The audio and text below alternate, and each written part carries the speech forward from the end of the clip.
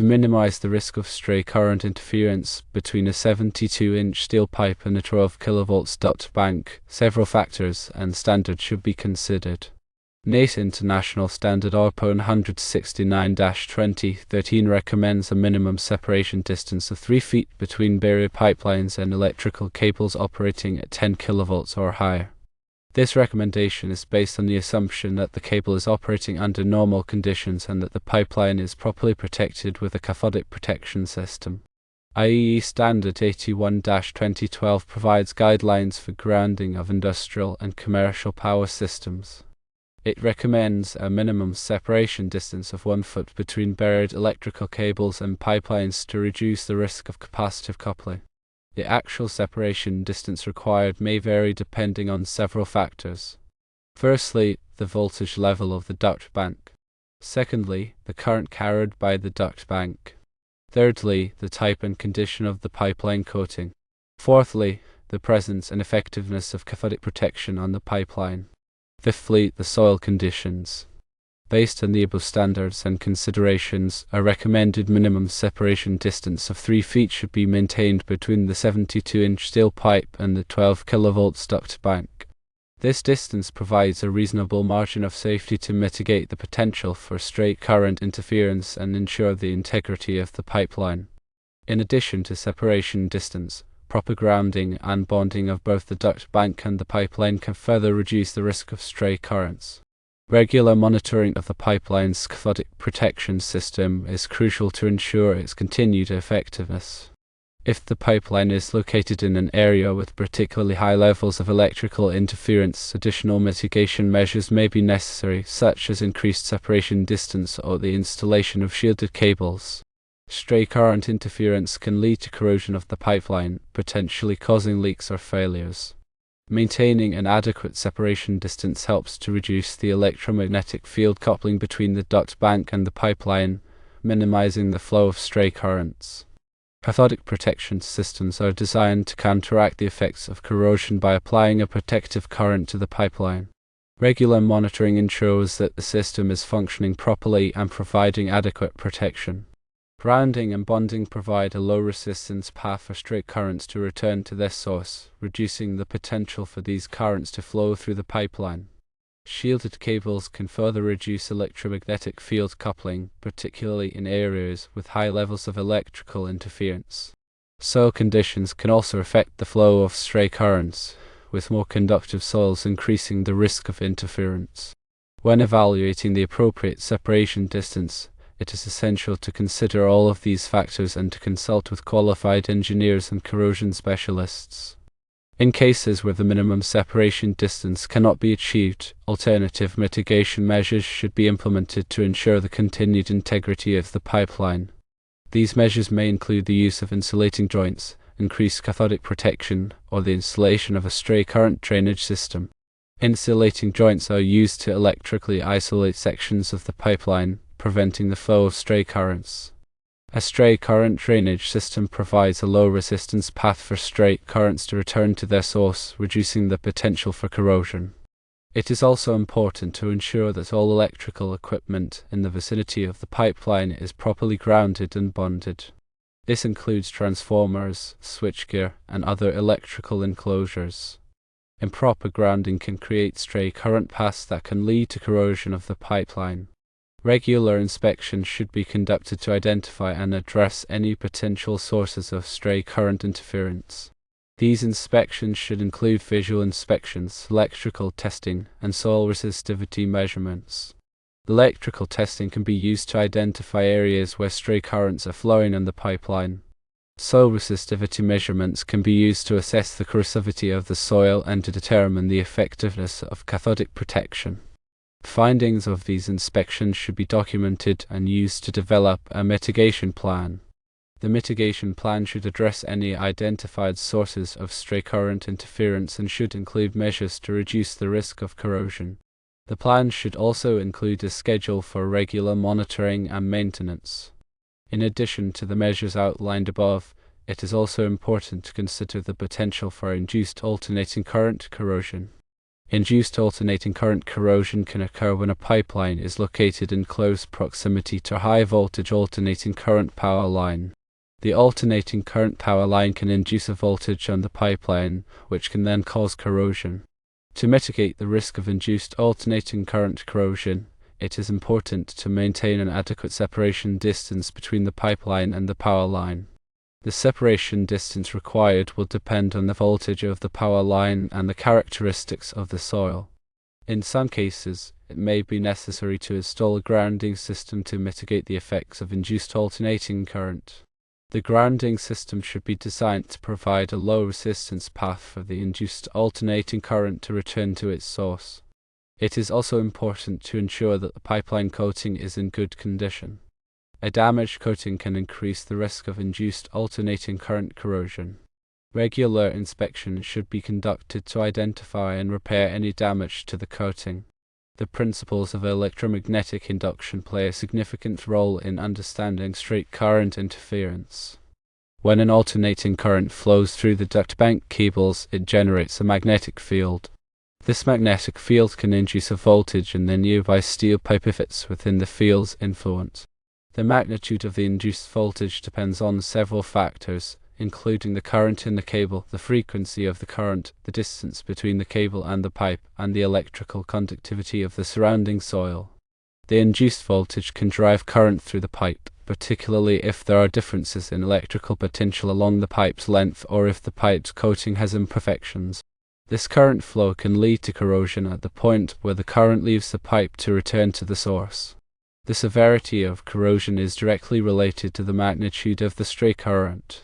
The NACE and IEEE standards provide guidelines based on empirical data and modeling to help ensure the induced voltage and resulting stray current are kept to acceptable levels.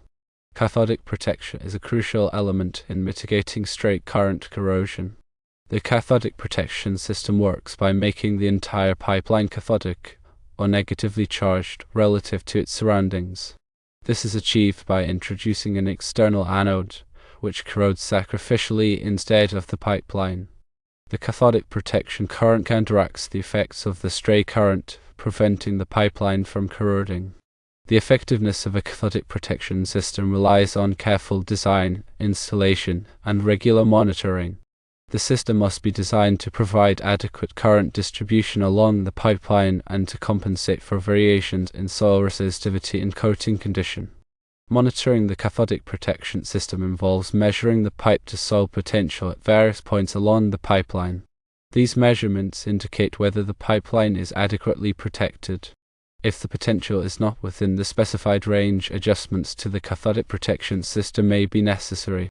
The grounding and bonding of the duct bank and the pipeline are essential for safety and for minimizing stray current interference. Grounding provides a low resistance path for fault currents to return to the source in the event of an electrical fault. Bonding connects different metallic components together to equalize their electrical potential, reducing the risk of voltage differences that could drive stray currents. The grounding system for the duct bank should be designed to comply with applicable electrical codes and standards.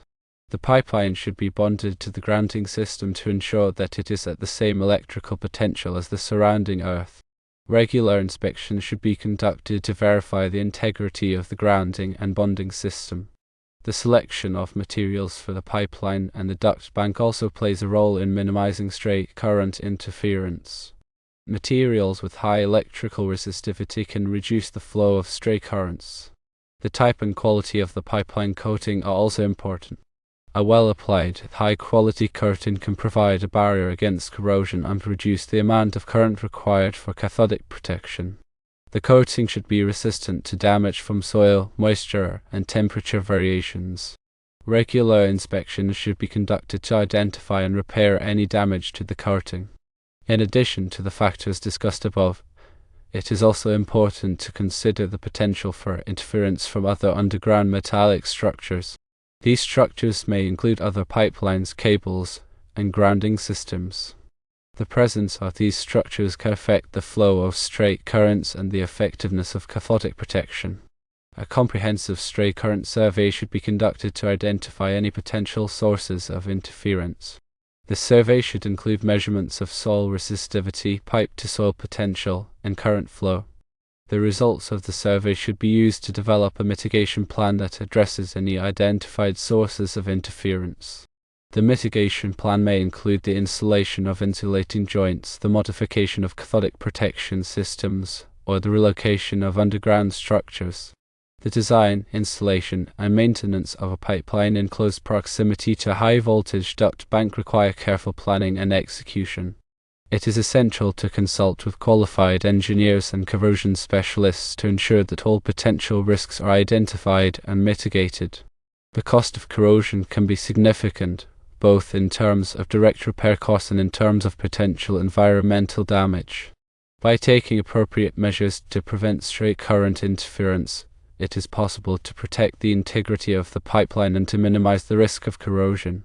Furthermore, consider the long-term implications of neglecting stray current mitigation. Over time, even small amounts of corrosion can weaken the pipeline, increasing the risk of leaks or failures. These failures can have serious consequences, including environmental contamination, property damage, and even injuries. Therefore, it is essential to take a proactive approach to stray current mitigation and to implement measures to prevent corrosion from occurring in the first place. The specific mitigation measures that are required will depend on the particular circumstances of each project. However, the general principles outlined above should be followed in all cases. By following these principles, it is possible to ensure the safe and reliable operation of pipelines in close proximity to high-voltage duct banks. In summary, the key factors to consider when determining the minimum safe distance between a steel pipe and a high-voltage duct bank are the recommendations of NACE and IEEE standards, the voltage and current levels of the duct bank, the type and condition of the pipeline coating, the effectiveness of cathodic protection, soil conditions, proper grounding and bonding, and the potential for interference from other underground structures. Regular monitoring and maintenance are essential to ensure the continued effectiveness of mitigation measures. By taking a proactive approach to stray current mitigation, it is possible to protect the integrity of the pipeline and to minimize the risk of corrosion.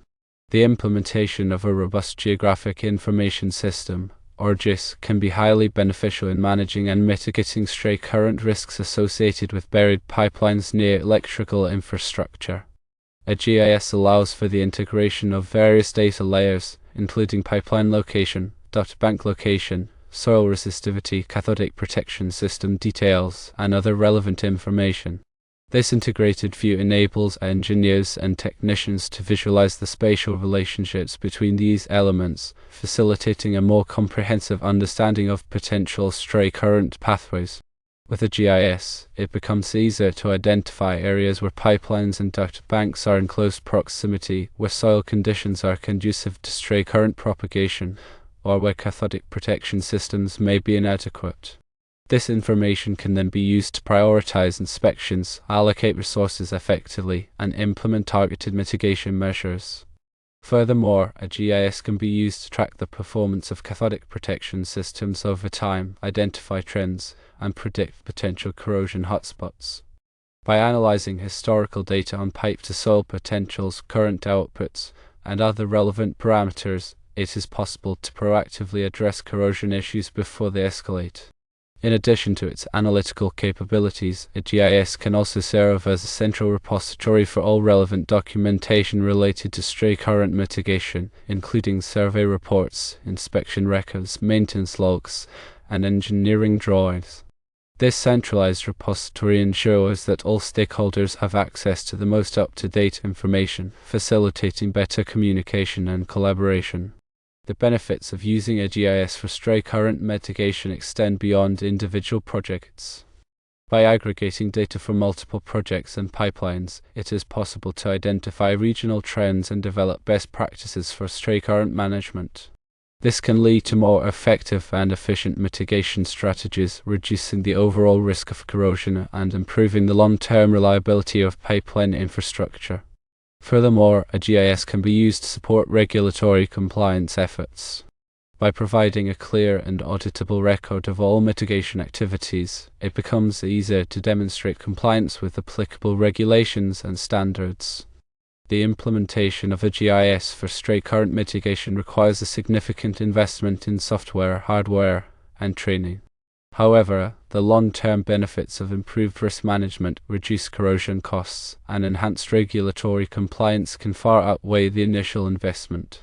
In conclusion, the use of a GIS is a valuable tool for managing and mitigating stray current risks associated with buried pipelines near electrical infrastructure.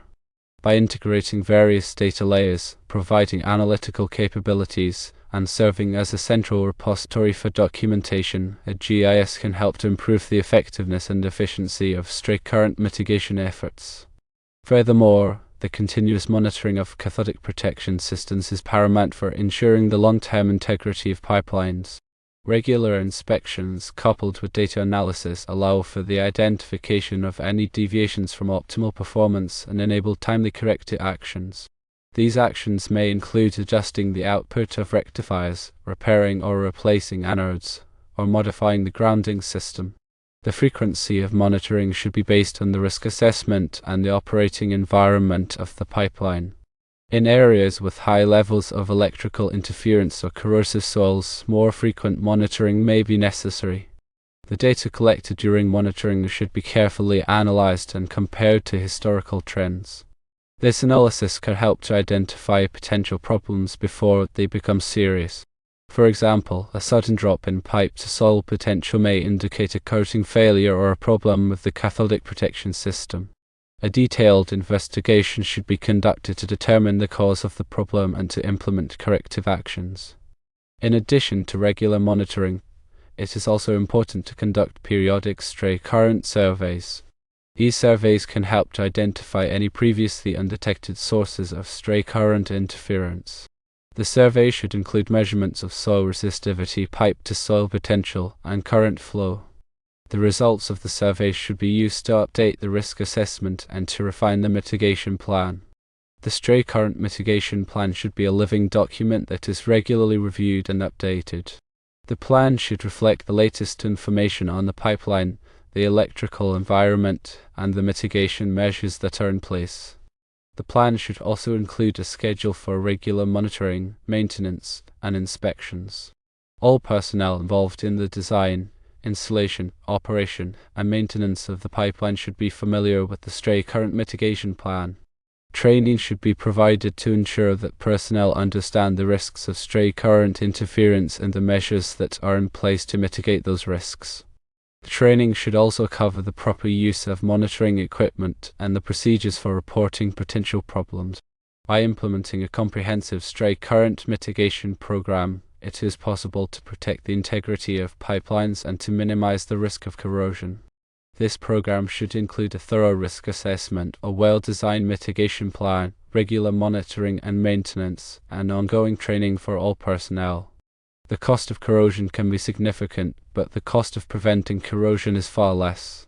By investing in stray current mitigation, it is possible to save money in the long run and to ensure the safe and reliable operation of pipelines.